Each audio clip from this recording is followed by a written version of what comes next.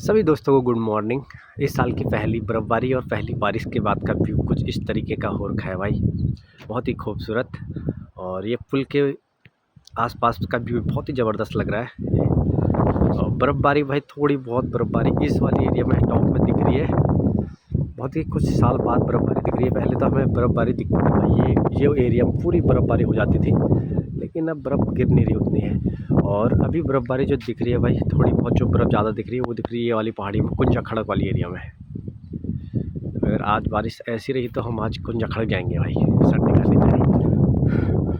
बर्फ़बारी रही तो कुंजा खड़क या फिर नोनिया विनायक, हमें नोनिया विनायक बदानथली वाली एरिया में भी बर्फ़बारी देखने को मिल सकती है।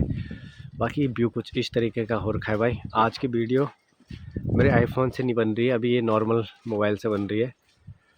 और इस साल की पहली बर्फ़बारी के बाद का व्यू कुछ इस तरीके का है।